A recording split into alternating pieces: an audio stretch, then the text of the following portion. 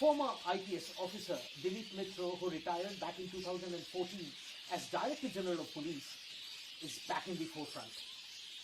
That's because his 7 years of retirement, Mitra has now produced a 400-page book called Operation Black Stiletto, My Years in the Intelligence.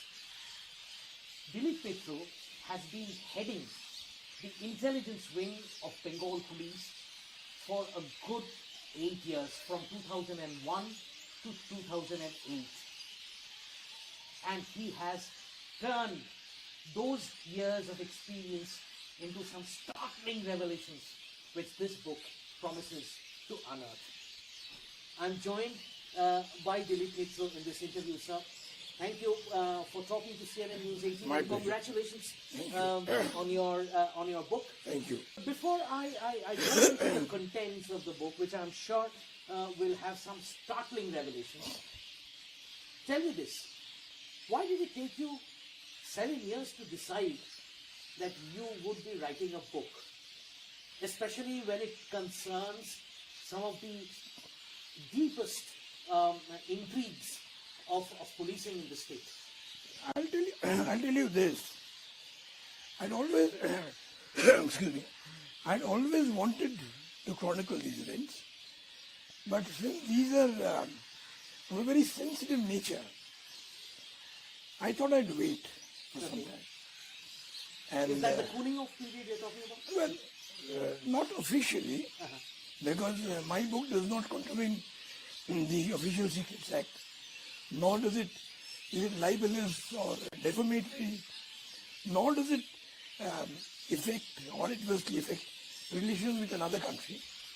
So I just took my time. I collected my thoughts. I took my time. Okay, and how long did you take to pen these 400 pages? I mean, there must have been some research that must have gone into old files that you had to take a look at, or was it completely from your memory?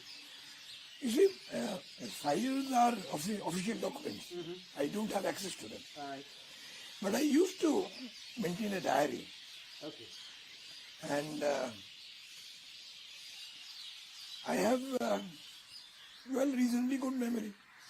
And you see, these are events which make an indelible mark on the memory, on the mind. Right. And I did a lot of research, not two opinions about it. And I consolidated them all into my book. All right. Tell us a little about your book in terms of the structure. I mean, we know it's 400 odd pages, 399 pages, but then how many chapters and how have you divided those chapters? And then we'll talk about what it contains. See, there is a prologue. I haven't gone in for a foreword or something. All right. There is a prologue which is written by me. And then there are chapters, there are a list of dramatist personages, you might call it that. Then there are 45 chapters. All right.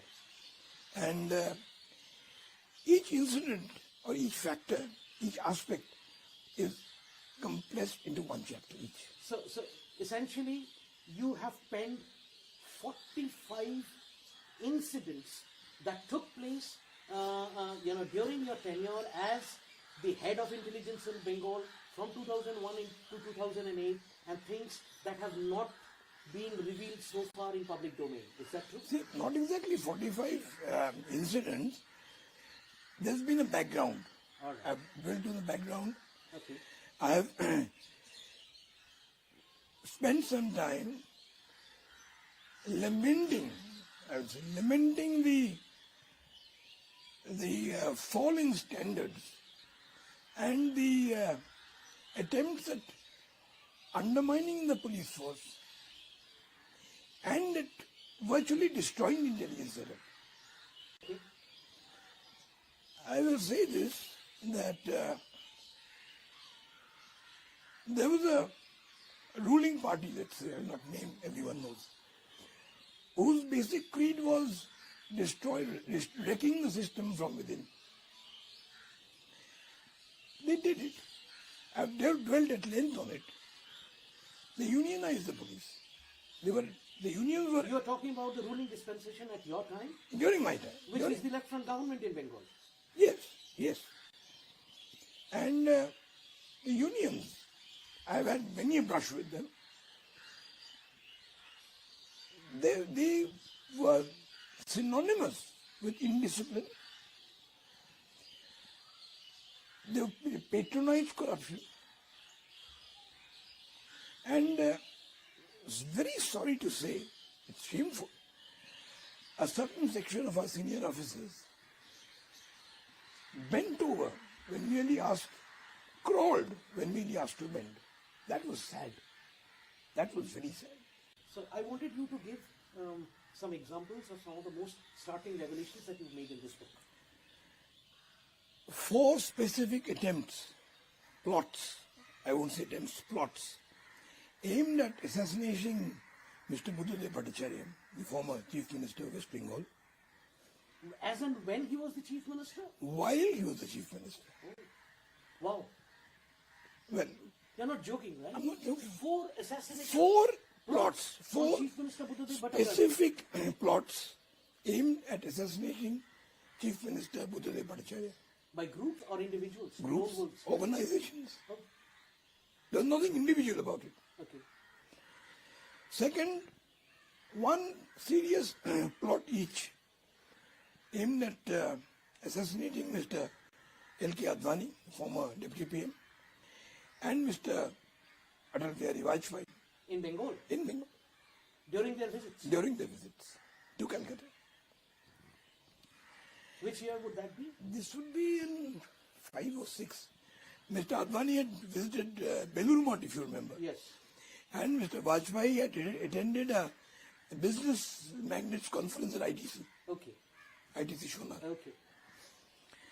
Another thing was the Nandigram massacre. I'd call it a massacre.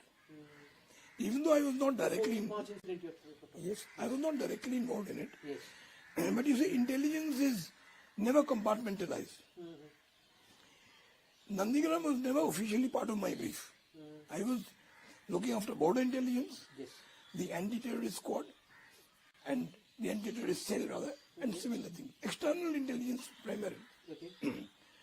Now, I was getting feedbacks, not willingly, but it. See, intelligence has its own asymmetrical dynamics. It comes. You don't go for it, it comes. Everyone who talked to me about Nandigram said that the government was heading for a disaster.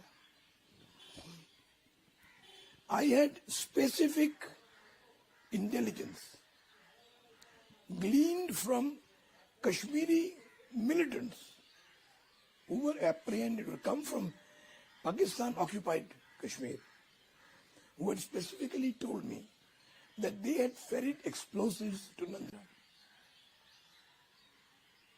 So, cross-border Now, terror, finding way I into won't- Bengal's hinterland, I won't- into Nandigram is what you're telling me. I won't tell you cross-border terror, this particular case. Okay. See, if you can create a situation which will explode. Now, Nandigram was the prairie waiting to be lit. And intelligence agencies, particularly a particular belligerent, aggressive intelligence agency, were looking for something to start off a movement which would destabilize India. That has been their long-term plan. My book brings it all out. So, Nandigram, while it is not on the border, it is a part of a border state. And it's a very sensitive area. Now, if you can light a fire there, and you can fan the flames to make it spread further, nothing like it. So Nandigram's geographical location also played a role in choosing Nandigram It did. as a It did. venue of destabilizing Bengal and hence the rest of the country from there. Exactly. Exactly. There was a Maoist influence during the Nandigram problem. That's open secret. That's an open secret. But it is these two Kashmiris and another Bangladeshi whom I interrogated way off in Lucknow several years later, Babu Bhai. these two chaps had travelled from POK, come to Bangladesh, been supplied with the explosives, powerful explosives, and ferried them to Nandigram. So these explosives, in fact, made way inside Nandigram? Yes, were they they were. used? Whether they were used or not, I wouldn't know. Recovered? No? Recovered, no. Okay. But if you think of it, blowing up a concrete culvert, making gaping holes in the roads, ordinary explosives won't do it. Understood. It must be a very powerful explosive. Right. Right. And those So explosives...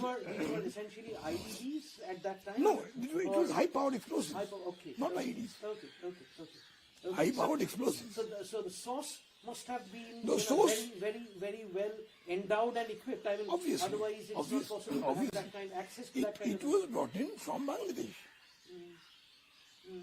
And chemical explosives. I wouldn't know that, but explosive, powerful explosives. All right. Would have been RDX. You were talking about these four assassination plots on former Chief Minister Bhattacharya. Yes. Was the government of the day aware of the fact that these attempts were being hatched? Nobody was aware except me. And subsequently Mr. Shamal Datta and Mr. Amit Kirandev, Okay. The Chief Secretary. the Chief Secretary. At that point in time. No, I think he was Home Secretary. Some idea. Anyway. Okay. Amit Kirandev at that point in time as well. Yes. So, can you give us some idea Yes, as to what certainly. these attempts were like? The first one, this was the man who was picked up by the local police near Nanda Bridge. Okay. This man had impeccable credentials. Okay. He was brought to IB and Mr. Shamal Datta told me to talk to him. To me to Kotha bol. So this man came in carrying a file. I went through the documents, birth certificate, secondary school certificate, graduation, masters, impeccable. It so happened that the certificate of his school, the school leaving certificate, was the same school I had attended. His graduation was from the college I had attended. So I sort of, I asked him, I said, listen, where's the toilet in Wrong reply. So I said, where is the headmaster's office? Wrong reply. I threw a random quote from Browning, one that most everyone knows. No answer. You had Shakespeare. One or two more of the quotes. Now you see, even a kindergarten student knows three places: the headmaster's office, the canteen, and the toilet.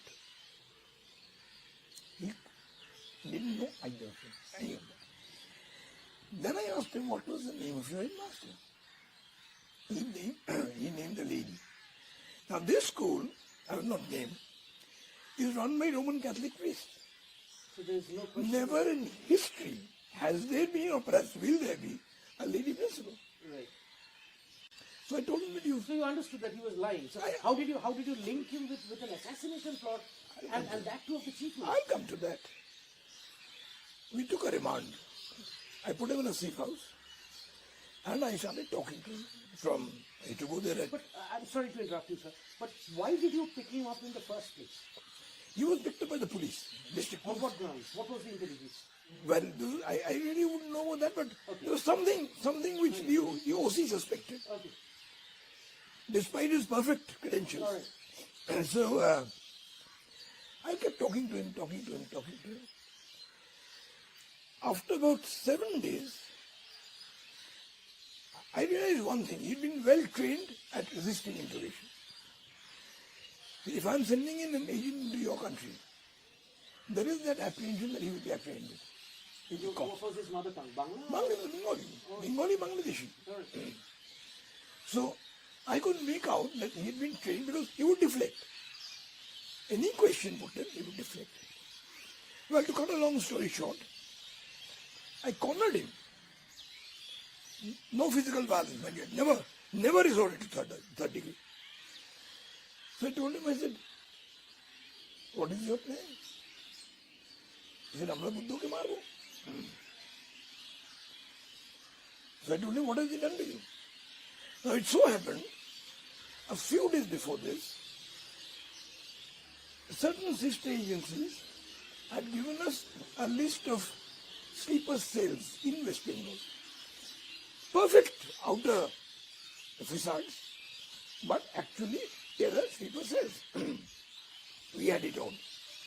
Names, places, buildings.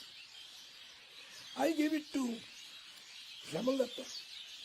Mr. Datta gave it to the Home Secretary. The Home Secretary gave it to the Chief Minister. Chief Secretary, Chief Minister. And the Chief Minister, at a press conference, came up with the statement that he had that list in his place. Everyone in the country and abroad saw it. I was shell-shocked. So were everybody else. That must have been a blunder. You will recall he did make such a statement. Yes, he did. Regarding Yes, he did. a certain a certain group. Yeah, I know. I remember the background to that thing Yes. perfectly well. Yeah. This was an ultra-secret document, and he didn't give out too The many. clue obviously is, sir, I mean, I'm obviously not going into the details, but this was regarding educational institutions. And others. So in a moment, months of hard work It was done by- was not getting open. Now this conversation, this press briefing, was heard beyond the borders of this country. Common. And These things carry far. they carry fast. And it was decided that Buddhadeb Bhattacharya would be taught a lesson and he would pay a price. This conspiracy took place beyond the political boundaries of our country. The equipment was brought over to Dhaka and was supposed to be moved in clandestinely.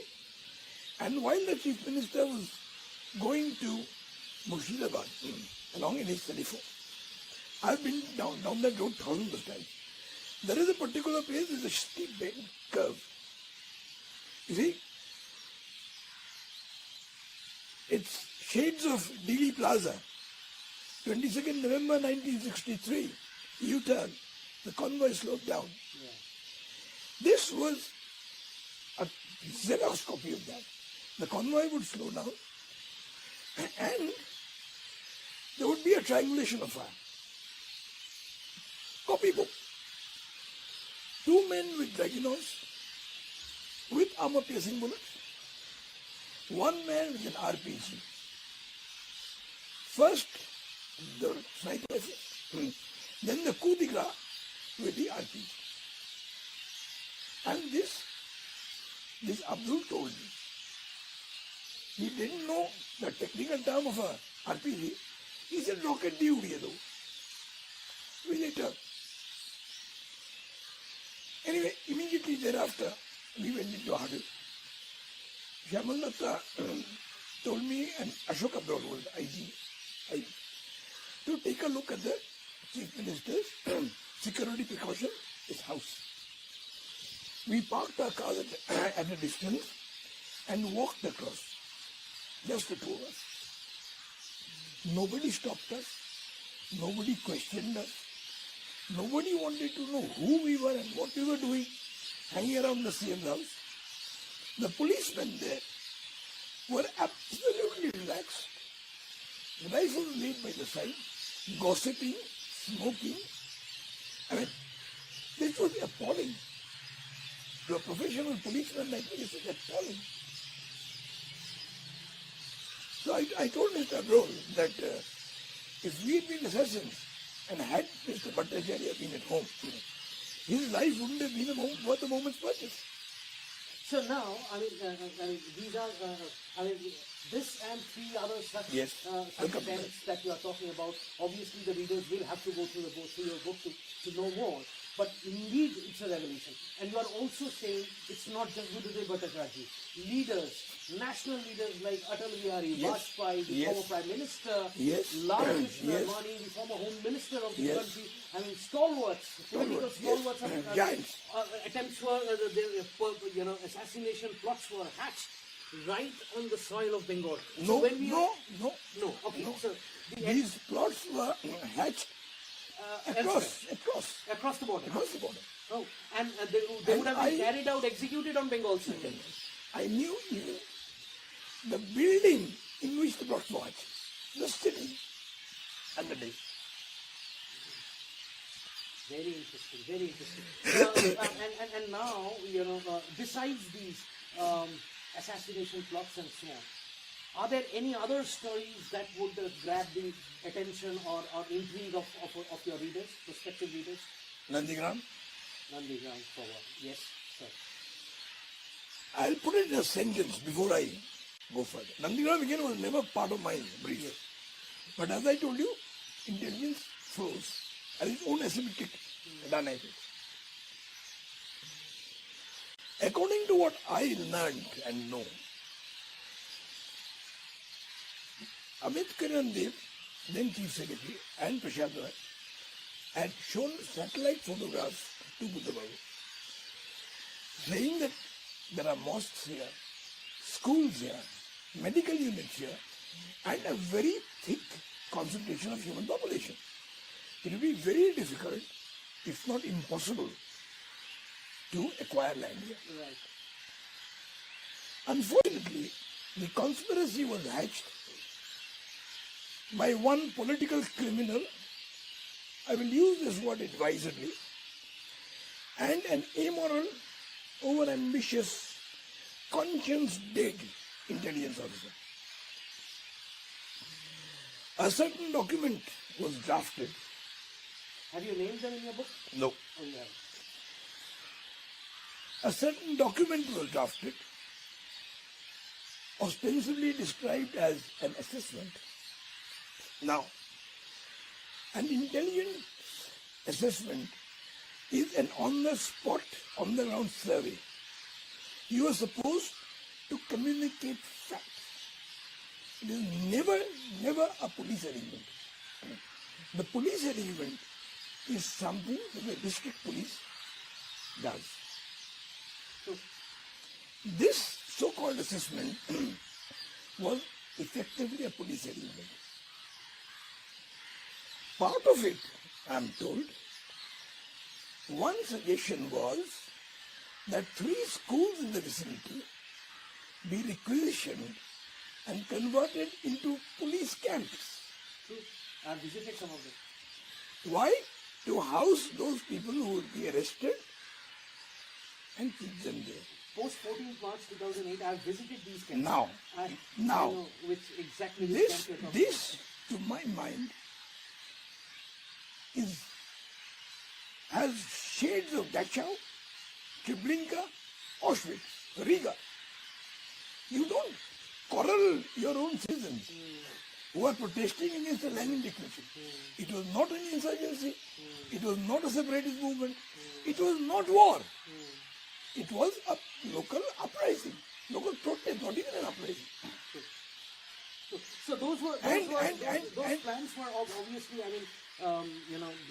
outlandish to say the least in terms of, the way I'll just stop plan an operation like this. In that document was a sentence, inverted commas, the CPIM has made it a prestige issue for immediate police action. Correct. The CPIM has made it a prestige issue. Right. No intelligence report is supposed to say this. Actually, what happened in the I'll tell you. 2001 American center attack incident in I was having a bath when the telephone rang. Shamal Datta was on the line. He said, Dilip, there's been a shootout at the American Center. Go and take a look immediately. I rushed. I took a long circuitous route all around. No one knew me. I was in plain clothes. Patches of blood. I did my own survey. Went back and I reported it to Shamal Datta. 25 policemen sustained injuries, bullet injuries. Right. 5 died, 20 were injured. Which means 25 bullets, a minimum. Minimum of 25. Which means whoever fired the shots either fired repeated bursts or aimed at each individual and fired. I've given a detailed analysis. That must have been an immaculate aim because we were told they were a brush fire in a moving bike. Two-wheeler. That level of accuracy is possible only perhaps in 3 organizations in the world. One is the British SAS, second is the American Delta Forces, and the third is the Spetsnaz of the Russians. That coordination between trigger finger, eye and brain in a weapon that fires at a cyclic rate of 600 rounds per minute, the AK-47. None of Aftab Ansari's killers had that level of experience. So automatically, now 25 men there, bullets on the top of the gate, American Center, the tarpaulin on the back of a truck blown away, which means there are obviously more than one AK-47. Now, I talked to Aftab Ansari for about 7 days after he'd been caught. I asked him why American Center. Asif Raza Khan was killed in Gujarat. So if he wanted a reprisal strike, it would have been in Gujarat. Why here? And why the American Center? He told me that we looked around, took a look at writers, we took a look at Lal Bazaar, CID, and we decided this was the best. Now, immediately after, I got a phone call in my office that the 2 killers are going to board the Jammu Tawi Express and take off to Hazaribagh. I went and told Shamal Datta. So Mr. Datta said, you studied in Hazaribagh, St. Xavier's, why don't you go and take a look? So I took Tarania, my SS, and I visited the spot.